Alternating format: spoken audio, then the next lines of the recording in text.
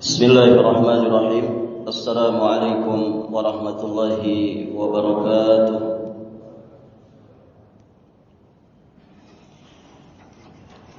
Alhamdulillah hamdan yaliqu bi jalalihi wa 'azimi sultanihi.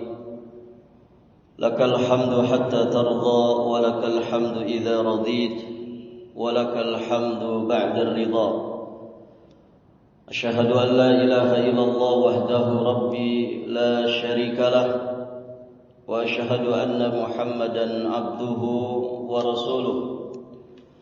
قال الله تعالى في كتابه الكريم يا أيها الذين آمنوا اتقوا الله حق تقاته ولا تموتن إلا وأنتم مسلمون. أما بعد اللهم إنا نسألك علما نافعا ورزقا طيبا وعملا متقبلا. اللهم علمنا ما ينفعنا وانفعنا بما علمتنا وزدنا من علمك وكرمك وجودك يا ذا الجلال والإكرام إنك على كل شيء قدير وبالإجابة جدير. Para hadirin jamaah salat subuh rahimani wa rahimakumullah. Alhamdulillah, kita bersyukur kepada Allah Subhanahu wa taala. Pada hari ini kita sudah masuk di tanggal 4 dari bulan Rabiul Awal 1448 Hijriah. Kita memohon kepada Allah Subhanahu wa taala dengan seluruh asma-Nya yang husna, dengan seluruh sifat-sifatnya yang maha sempurna. Semoga Allah Subhanahu wa taala panjangkan usia kita semua di atas iman dan amal saleh. Semoga Allah jadikan kita hamba-hamba yang senantiasa istiqamah di atas jalannya. Amin Allahumma ya rabbal alamin. Para hadirin jamaah rahimani wa rahimakumullah. Di antara doa yang diajarkan oleh Nabi sallallahu alaihi wa alihi wasallam, beliau mengajari kita berdoa kepada Allah yang isinya memohon perlindungan dari akhlak yang buruk. Ada sekian redaksi doa yang datang dari Nabi tentang ini. Di antaranya apa yang diriwayatkan oleh Imam At-Tirmidzi, Nabi sallallahu alaihi wa alihi wasallam beliau berdoa, Allahumma inni a'udzubika min munkaratil akhlaqi wal a'mali wal ahwa. Ya Allah, aku berlindung kepadamu dari akhlak, dari amal, dan dari hawa nafsu yang mungkar. Beliau di dalam doa ini berlindung kepada Allah dari 3 perkara, yakni akhlak, amal, dan hawa nafsu yang mungkar. Akhlak yang buruk, amal yang mungkar, dan hawa nafsu yang buruk. Di redaksi yang lain riwayat Imam Muslim, Nabi sallallahu alaihi wa alihi wasallam juga mengajari kita doa, Allahumma hdini li ahsanil akhlaq la yahdi li ahsaniha illa anta. Ya Allah, tunjukkanlah aku kepada akhlak yang baik. Tidak ada yang dapat memberiku petunjuk kepada akhlak yang baik melainkan Engkau. Jadi akhlak baik itu adalah anugerah dari Allah Subhanahu wa taala. Kemudian wasrif anni sayyi'aha, dan jauhkanlah aku dari akhlak yang buruk. La yasrifu anni sayyi'aha illa anta. Tidak ada yang dapat menjauhkannya, tidak ada yang dapat menjauhkan akhlak buruk itu dari diriku melainkan hanya Engkau. Selamatnya kita dari akhlak buruk juga ternyata anugerah dari Allah Subhanahu wa taala. Maka hadirin jamaah yang dirahmati Allah, doa seperti ini penting untuk selalu kita panjatkan kepada Allah Subhanahu wa taala. Kalau ketika Nabi ditanya tentang apa yang banyak memasukkan manusia ke dalam surga, Kemudian Nabi menjawab, taqwallah wa husnul khuluq. Takwa kepada Allah dan akhlak yang baik. Maka berarti akhlak yang buruk itu yang banyak memasukkan manusia ke dalam siksa api neraka. Maka hadirin jamaah yang dirahmati Allah, pantaslah kalau Nabi sallallahu alaihi wasallam beliau mengatakan di dalam hadis yang hasan riwayat Imam Ahmad dan juga Imam Ibn Hibban, kata Nabi, inna abghadakum ilayya wa ab'adakum minni fil akhirati aswa'ukum akhlaqa. Sesungguhnya orang yang paling aku benci dan paling jauh dariku, maksudnya paling jauh dariku tempat duduknya nanti pada hari kiamat, adalah yang paling buruk akhlaknya. Yang paling dibenci oleh Nabi dan paling jauh dari Nabi saat nanti di kehidupan akhirat adalah orang yang paling buruk akhlaknya. Hadirin jamaah yang dirahmati Allah, kita saja manusia biasa yang masih punya fitrah yang lurus tentu tidak suka alias benci kepada orang-orang yang berperangai buruk. Dan orang-orang yang seperti itu biasanya kita akan jauhi dalam pertemanan dan pergaulan.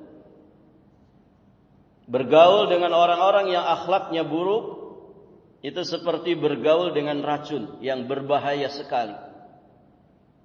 Orang sekarang bilangnya pergaulan toksik, yang justru malah akan merugikan lahir batin kita, dunia, agama, sampai akhirat kita. Maka bagaimana dengan Nabi sallallahu alaihi wasallam? Beliau paling benci kepada orang-orang yang akhlaknya buruk. Dan nanti orang-orang yang akhlaknya buruk ini akan jauh dari Nabi di kehidupan akhiratnya. Nabi sallallahu alaihi wasallam juga mengatakan di dalam hadis yang derajatnya hasan riwayat Imam At-Tabrani, kata Nabi sallallahu alaihi wasallam, inna su'al khuluqi yufsidul amala. Sesungguhnya akhlak yang buruk itu merusak amal. Kama yufsidul khallul asala. Sebagaimana cuka itu bisa merusak madu. Hadirin jamaah yang dirahmati Allah, semakin banyak keburukan akhlak pada diri seseorang, maka semakin besar potensi kerusakan pada amal-amalnya. Sehingga seluruh akhlak yang buruk atau yang disebut dengan akhlakul madmumah, seorang muslim mesti mewaspadai dan menjauhinya. Hadirin jamaah yang dirahmati Allah. Nah, pada kesempatan ini kita akan sedikit membahas tentang salah satu akhlak yang buruk yang wajib dijauhi oleh kaum muslimin. Dan akhlak buruk yang akan kita bahas ini biasanya menjadi penyakit orang-orang yang sudah soleh secara zahir. Penyakit yang dimaksud, hadirin jamaah yang dirahmati Allah, yang menjadi akhlak buruk yang harus kita jauhi adalah al-ujbu, yaitu ujub. Ujub berbangga terhadap diri sendiri dengan melupakan Allah Azza wa Jalla. Al-Imam Ibnul Mubarak rahimahullahu ta'ala, beliau pernah mengatakan, al-kibru antazdariya an-nas. Sombong itu adalah engkau meremehkan orang lain. Wal ujbu, sedangkan ujub, antara anna indaka syai'an laisa inda ghairika. Sedangkan ujub adalah engkau memandang bahwa dirimu memiliki sesuatu kelebihan yang tidak dimiliki orang lain. Perhatikan para jamaah, Imam Ibnul Mubarak ketika menjelaskan makna ujub, beliau mengatakan antara anna indaka syai'an laisa inda ghairika. Engkau memandang bahwa dirimu memiliki sesuatu kelebihan yang tidak dimiliki orang lain. Kalau kita lihat definisi ini, betapa rawannya kita terjatuh ke dalam ujub itu. Hadirin jamaah yang dirahmati Allah, yakni saat kita merasa Berarti ini urusan hati. Saat kita memandang, merasa bahwa diri ini memiliki kelebihan daripada orang lain, memiliki kelebihan yang tidak dimiliki orang lain, maka itulah ujub. Sehingga hadirin jamaah yang dirahmati Allah, ketika kita diberi kelebihan oleh Allah Subhanahu wa taala dalam hal apapun saat kita hidup di alam dunia ini, berarti selama itu kita rawan terjatuh ke dalam yang namanya ujub. Iblis laknatullah alaih merasa lebih baik daripada Adam. Ana khairum minhu, khalaqtani min nar wa khalaqtahu min tin. Saya ini lebih baik dari Adam. Saya engkau ciptakan dari api, sedangkan Adam engkau ciptakan dari tanah. Jadi versinya iblis, api itu lebih baik daripada tanah. Ana khairum minhu, saya lebih baik darinya. Nas'alullah al-afwa wal afiyah wassalamah. Baik, itu kiber. Di sini iblis telah melakukan yang namanya kiber, takabbur, sombong. Aba wastakbara. Dia enggan dan dia bersikap takabbur. Kenapa? Karena itu bermula dari ujub di dalam hatinya. Kemudian terlampiaskan oleh lisannya. Aba wastakbara, ana khairum minhu. Saya lebih baik dari Adam. Baik, hadirin jamaah yang dirahmati Allah. Nah, ujub itu kesombongan yang ada di dalam hati. Dia permulaan dari takabur yang nampak pada lisan, nampak pada sikap, tingkah laku dan juga perbuatan. Maka para ulama mengatakan bahwa ujub itu adalah penyakit hati saat seseorang memiliki kelebihan dari orang lain. Terus dia kemudian melupakan Allah, sang pemberi nikmat, sang pemberi anugerah kepada dirinya. Hadirin jamaah yang dirahmati Allah. Sehingga ketika dia melupakan Allah, dia takjub, dia kagum dengan kehebatan dirinya sendiri. Ya Qarun, ya dia takjub dengan kehebatan dirinya sendiri urusan harta. Ya. Innama utituhu ala ilmin indi. Saya dikasih harta seperti ini karena memang saya pantas untuk mendapatkannya dengan ilmu yang ada pada saya. Saya ini ahli bisnis, saya ini ahli dagang, atau apapun itu. Sehingga dia kagum dengan dirinya sendiri, bangga dengan dirinya sendiri, lupa kepada Allah Azza wa Jalla. Padahal semua pujian itu milik Allah. Apa yang ada pada diri kita ini milik Allah. Kita hanya dititipi dan diamanahi. Wong kita dulu lahir tidak bawa apa-apa, jamaah. Tidak punya rumah, tidak punya kendaraan, tidak punya pakaian bahkan. Tidak punya ilmu, tidak punya iman, tidak punya kesolehan. Ya kita lahir dalam keadaan tidak mengerti apa-apa. La ta'lamuna syai'a. Tidak berilmu tentang apapun. Tidak berharta, tidak berpangkat, tidak berjabatan. Maka kalau kita saat ini dengan apa yang ada pada diri kita, itu murni anugerah dari Allah Subhanahu wa taala. Itu pemberian dari Allah Subhanahu wa taala, bukan milik kita. Makanya ketika ada sesuatu yang hilang pada diri kita, ketika kita ditimpa musibah, Allah dan Rasulnya mengajari kita supaya kita istirja.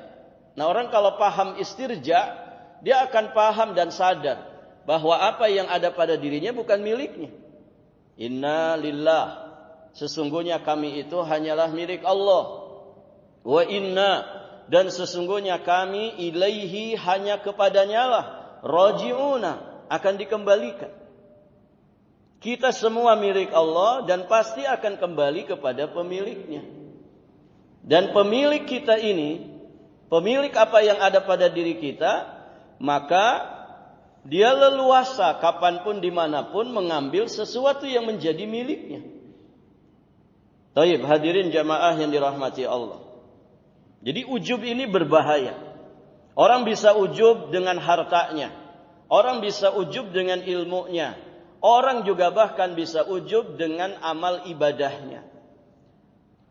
Nah, jika perasaan dia merasa memiliki apa yang tidak dimiliki orang lain. Jika perasaan di dalam hati seperti ini, kemudian berakibat dia meremehkan, merendahkan manusia dengan mulutnya. Meremehkan, merendahkan manusia dengan sikap, tingkah laku dan perbuatannya. Nyinyirin orang atau bergestur ya dengan merendahkan orang lain. Maka hadirin jamaah yang dirahmati Allah, itu menjadi kibr, menjadi takabur. Yang akhirnya kemudian dia menolak kebenaran, tidak mau menerima kebenaran. Ini sudah menjadi takabur. Dan takabur itu berbahaya sekali ketika ada pada diri kita. Karena dia penghalang besar untuk kita masuk ke dalam surga Allah Subhanahu wa taala. Maka Nabi SAW di riwayat Imam Muslim, beliau mengatakan, la yadkhulul jannata man kana fi qalbihi mithqalu dzarratin min kibr. Tidak akan masuk surga orang yang di dalam hatinya terdapat seberat biji sawi. Ya, dzarrah itu, hadirin jamaah yang dirahmati Allah, itu jenis semut terkecil. Ya, sering diterjemahkan biji sawi. Karena biji sawi juga sangat kecil. Taib. Tidak akan masuk surga orang yang di dalam hatinya terdapat sekecil dzarrah min kibr, dari kesombongan. Kemudian Nabi SAW menjelaskan al-kibru batarul haq wa ghamtun nas. Kesombongan itu adalah menolak kebenaran dan merendahkan, meremehkan manusia. Itu sombong para jamaah. Jadi orang yang suka meremehkan orang lain, menganggap rendah, hina orang lain, itu kesombongan. Dan kesombongan yang lebih dahsyat lagi adalah ketika orang itu menolak kebenaran. Ini ya seperti adik kakak. Orang itu kalau suka ngeremehin orang, biasanya hadirin jamaah yang dirahmati Allah, sulit menerima kebenaran. Sulit menerima kebenaran. Kenapa? Karena dia merasa berada di awang-awang. Dia merasa lebih tinggi, dia merasa lebih di atas daripada orang lain. Dia merasa memiliki segala sesuatu yang tidak dimiliki orang lain. Terkait dengan hal apapun. Dengan ilmu, dengan harta, dengan pangkat, jabatan, kedudukan, dengan nama besar, dan lain sebagainya. Maka hadirin jamaah yang dirahmati Allah, ujub seperti ini sejatinya membinasakan. Nabi SAW, beliau bersabda, "Thalathun muhlikat, syuhun muta'un, wa hawan muttaba'un, wa ijabul mar'i binafsih." 3 perkara yang membinasakan. Kemudian Nabi menyebutkan 3 perkara ini. Pertama, syuhun muta', rasa pelit yang ditaati. Rasa pelit yang ditaati itu membinasakan manusia. Para jamaah, orang pelit saja tidak suka dipelitin, kan begitu? Orang pelit itu tidak disukai manusia. Apalagi pelit terkait dengan sesuatu yang harus didermakan secara syariat. Maka Allah murka kepada orang-orang yang bakhil. Jangan menyangka orang-orang yang bakhil itu dia telah melakukan kebaikan. Justru yang dia lakukan itu adalah keburukan. Apa yang dia bakhilkan nanti di kehidupan akhirat, ia menjadi bumerang bagi dirinya. Syuhun muta'.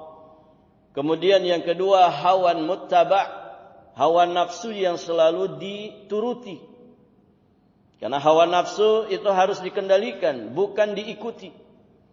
Dan yang ketiga, ini yang sesuai pembahasan kita, wa ijabul mar'i binafsi, dan ujubnya seseorang terhadap dirinya sendiri.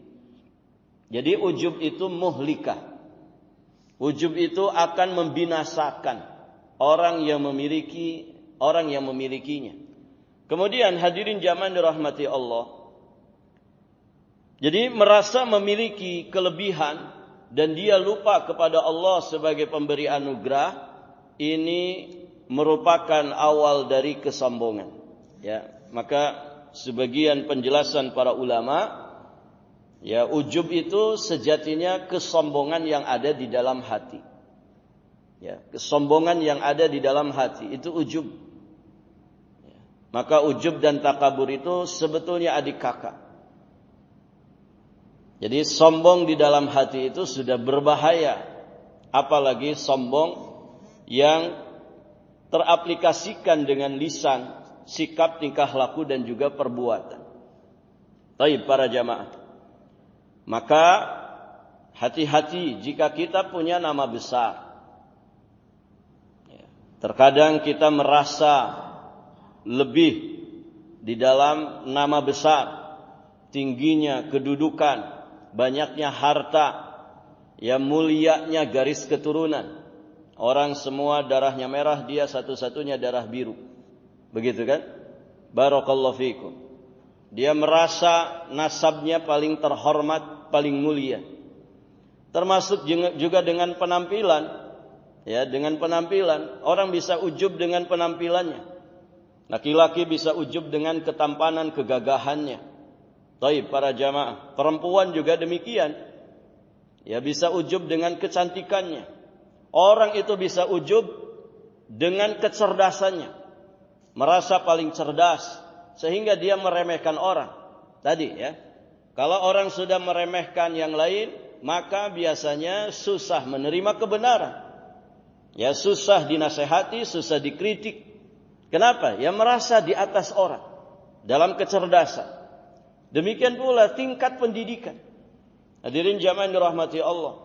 Merasa dia titelnya lebih banyak, sekolahnya lebih tinggi, pendidikannya lebih tinggi. Ya, sehingga meremehkan yang lain dan akhirnya susah menerima kebenaran, tidak bisa dinasehati, tidak bisa ditegur sama orang. Nas'alullah al-afwa wal-afiyah wassalamah. Nah, inilah yang seringkali menjatuhkan manusia ke dalam kesombongan, yang ujung-ujungnya nanti meremehkan manusia dan menolak kebenaran. Perhatikan ya, orang-orang yang sombong itu yang bermula dari ujub, itu rata-rata binasa. Para hadirin jamaah dirahmati Allah. Orang-orang ujub dan takabur itu, ya, kalau kita lihat sejarah, kisah-kisah orang-orang terdahulu, mereka itu dibinasakan oleh Allah. Lihat bagaimana para pembesar di masa Nabi Nuh alaihi salam, mereka menolak dakwahnya Nabi Nuh alaihi salam. Bermula dari apa? Dari ujub. Kemudian takabur di hadapan Nabi Nuh dan juga di hadapan manusia. Dan sejatinya mereka takabur di hadapan Allah. Allah kisahkan di surat Hud ayat ke-27. Faqala al-mala'u alladhina kafaru min qaumihi ma naraka illa basyaram mithlana. Maka pemimpin-pemimpin yang kafir dari kaumnya, mereka berkata, ma naraka illa basyaram mithlana. Kami tidak melihatmu wahai Nuh, melainkan sebagai seorang manusia biasa seperti kami. Sama-sama manusia. Kalau orang kita bilang, kamu makan nasi, saya juga makan nasi. Sama-sama manusia kita. Hadirin jamaah yang dirahmati Allah. Wa ma naraka taba'aka illa alladhina hum aradhiluna. Dan kami juga tidak melihat para pengikutmu, orang-orang yang mengikuti kamu itu, melainkan orang-orang yang hina dina di antara kami. Jadi Nabi Nuhnya diremehkan, para pengikutnya pun dilecehkan. Kamu manusia biasa seperti kami, dan kami tidak pernah melihat orang-orang yang mengikutimu itu, melainkan juga orang-orang yang hina dina di antara kami, yang mudah percaya begitu saja. Badiyar ra'i. Wa ma nara lakum alaina min fadl, bal nadhunnukum kadzibin. Dan kami tidak melihat kamu memiliki suatu kelebihan apapun atas kami. Bahkan kami yakin bahwa kamu itu adalah orang yang berdusta. Nauzubillah. Ada 4 ya yang mereka ucapkan di sini kepada Nabi Nuh. Pertama, meremehkan Nabi Nuh. Kamu itu manusia biasa seperti kami. Yang kedua, mereka meremehkan para pengikut Nabi Nuh, orang-orang yang beriman bersama Nabi Nuh alaihi salam, bahwa mereka itu orang-orang yang hina di tengah-tengah kami, yang gampang saja percaya. Berarti kan orang-orang hina, orang-orang bodoh yang mudah saja dikibulin, begitu ya. Hadirin jamaah yang dirahmati Allah. Kemudian yang ketiga, mereka mengatakan kamu itu tidak punya kelebihan apapun dibandingkan kami. Dan yang keempat, mereka menuduh Nabi Nuh dan orang-orang yang beriman bersamanya itu adalah para pendusta, para pembohong. Nasallallahu al-afwa wal afiyah wassalam. Ini sejarah para jamaah yang dirahmati Allah. Bagaimana ujub yang kemudian melahirkan takabur itu berbuah kebinasaan. Dunia yang mereka binasa dibinasakan Allah. Di akhirat, na'udzubillah, lebih dahsyat lagi siksaan yang akan mereka dapatkan. Dan itu berulang, ya, sejarah itu berulang. Para jamaah yang dirahmati Allah, orang-orang yang di masa Nabi pun seperti itu. Orang-orang Quraisy, orang-orang kafir Quraisy yang menolak untuk mengikuti Nabi sallallahu alaihi wasallam. Padahal kita sama-sama tahu di dalam sejarah bagaimana kebenaran itu sudah sangat jelas bagi mereka. Tapi ternyata orang-orang kafir Quraisy menolak, menentang, mengingkari, bahkan memusuhi dakwahnya Rasulullah sallallahu alaihi wasallam. Ternyata juga sama. Bibit-bibitnya itu bermula dari sifat ujubnya mereka, sebagaimana para pembesar yang ada di masa Nabi Nuh alaihi salam, juga di masa nabi-nabi yang lainnya. Jadi semua bermula dari ujub. Mereka merasa bahwa mereka memiliki kelebihan, kebaikan. Mereka juga merasa berjasa karena telah mengurus Masjidil Haram. Mereka dikenal orang-orang yang suka menyiapkan makanan untuk siapapun orang yang datang ke Ka'bah Baitillahil Haram. Mereka siapkan minumannya. Ya, mereka fasilitasi orang-orang yang datang ke Ka'bah Baitillahil Haram. Hadirin jamaah yang dirahmati Allah. Jadi sederhananya mereka berkata, kami tidak perlu mengikuti kamu, wahai Muhammad. Karena kami juga punya kebaikan. Kami juga punya jasa kepada agama dan juga kepada kemanusiaan. Ya, dikenal jiwa sosial mereka para jamaah. Siapapun yang datang ke Ka'bah difasilitasi. Nah, ujub ini yang kemudian menjadikan mereka takabur, akhirnya menolak mentah-mentah ajaran dakwah Nabi Muhammad sallallahu alaihi wasallam.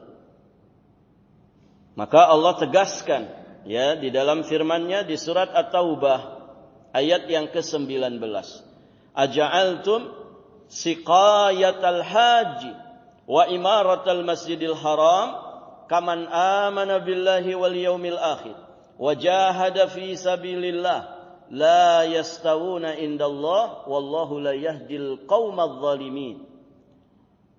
Allah nyatakan, apakah perbuatan memberi minum orang-orang yang berhaji dan mengurus Masjidil Haram kamu samakan dengan orang-orang yang beriman kepada Allah dan hari akhir? Kamu samakan dengan orang-orang yang berjihad di jalan Allah? Maka Allah tegaskan, la yastawuna indallah. Mereka tidak sama di sisi Allah Subhanahu wa taala. Wallahu la yahdil qaumadh dhalimin. Dan Allah tidak memberi petunjuk kepada kaum yang zalim. Jadi mereka dikatakan sebagai kaum yang zalim, tidak peduli jiwa sosial mereka sebesar apa. Karena mereka kufur kepada Allah, kufur kepada nabinya. Dan ini juga menunjukkan para jamaah bahwa akhlak sosial itu jadi tidak manfaat kalau orangnya tidak punya iman kepada Allah dan Rasulnya. Tidak manfaat. Apakah tidak manfaat sama sekali? Ya tentu tidak. Di dunia mungkin mereka bisa merasakan manfaatnya. Ya orang itu kalau dermawan kepada yang lain, memfasilitasi orang lain, ya setidak-tidaknya dapat jempol dari orang lain, kan begitu. Mendapatkan apresiasi dari orang lain. Ya kabilah Quraisy itu dikenal ya oleh bangsa Arab ya sebagai kabilah yang khadimul haram. Mereka pelayan Ka'bah Baitillahil Haram. Namun ternyata Allah nyatakan la yastawun indallah. Tidak sama orang yang beriman kepada Allah dan Rasulnya berjihad di jalan Allah dengan orang yang hanya punya kebaikan memberi fasilitas kepada orang-orang yang datang ke Ka'bah ngurusin Masjidil Haram. Itu jiwa sosial, iya, bagus. Hadirin jamaah dirahmati Allah. Tapi kalau orang tidak punya akhlak, tidak punya adab kepada Allah, tidak punya iman kepada Allah dan Rasulnya, maka jiwa sosialnya itu jadi tidak bermanfaat bagi dirinya. Kalaupun dia mendapatkan manfaat, sebatas manfaat duniawi saja. Mungkin dia disenangi orang, mungkin dia menjadi harum namanya di dunia karena kedermawanannya, karena jiwa sosialnya. Mungkin dia mendapatkan apresiasi dari manusia, pujian dari manusia. Mungkin juga dia disehatkan, mungkin dia dilapangkan rezekinya dan lain sebagainya. Yang itu hanya sebatas fadilah-fadilah duniawiyah saja. Di akhirat tidak dapat apa-apa. Dan terus apa artinya? Kenikmatan, kesenangan di dunia ini kalau finishnya neraka. Hadirin jamaah yang dirahmati Allah. La khaira fi khairin ba'dahun nar. Ya kata Abu Bakar As-Siddiq, tidak ada kebaikan, tidak ada kesenangan, tidak ada kesejahteraan, tidak ada kenikmatan, kelezatan kalau orang itu ujung-ujungnya finish di neraka. Artinya di dunia dia dieluk-elukan oleh manusia, mendapat semua fasilitas, kemewahan, kesenangan, kenikmatan.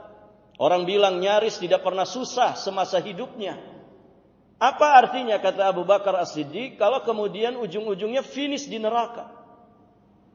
Di mana Nabi SAW pernah menjelaskan bagaimana testimoni orang yang kemudian dicelupkan ke neraka barang sesaat.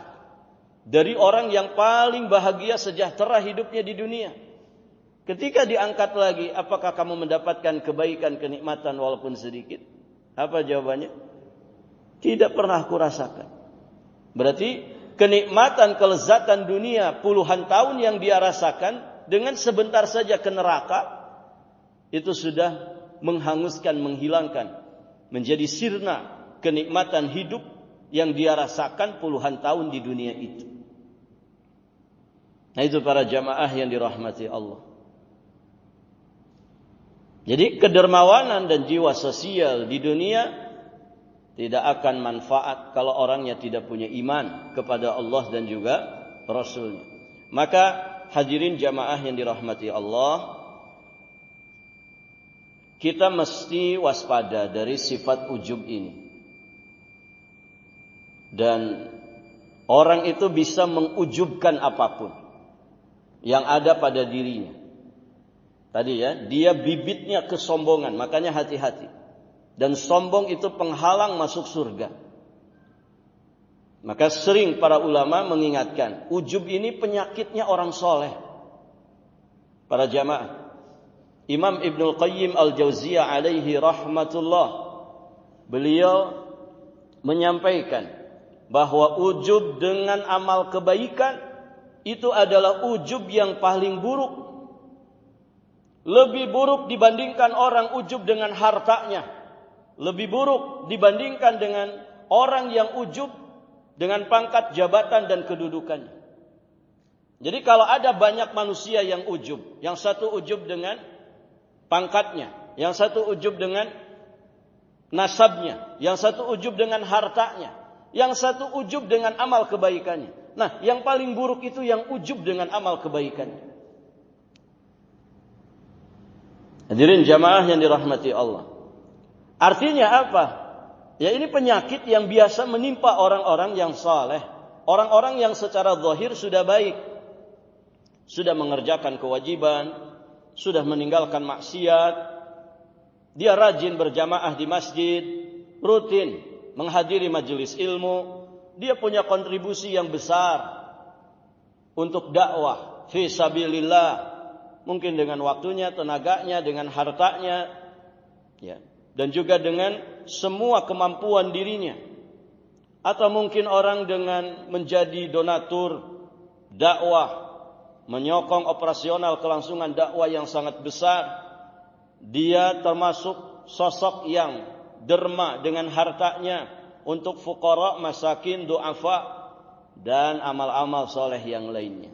Hati-hati, amal-amal soleh seperti ini jangan sampai menjadi ujub di dalam hati kita, ya, yang akhirnya menjadikan dia merasa suci, akhirnya meremehkan orang lain, menolak kebenaran. Wal iyadzu billah, kita khawatir orang seperti ini jika tidak segera kembali ke jalan yang benar, dia akan mati su'ul khatimah. Maka Imam Ibnul Mubarak mengatakan, la a'lam fil musallin syai'an syarran minal ujub. Aku tidak mengetahui ada sesuatu yang lebih buruk bagi orang yang salat kecuali ujub. Aku tidak mengetahui ada sesuatu yang lebih buruk bagi orang yang salat daripada ujub. Salat itu ibadah paling besar, ya. Hadirin jamaah yang dirahmati Allah. Maka bisa saja iblis terkadang tidak mengganggu seseorang itu dalam ibadahnya.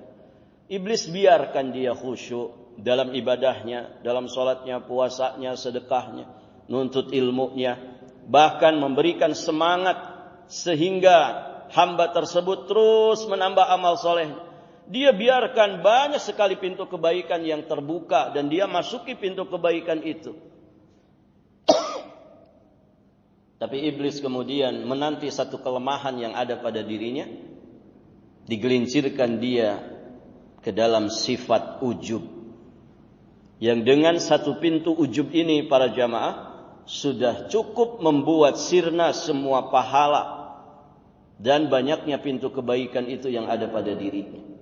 Nas'alullah al-afwa wal afiyah wassalamah.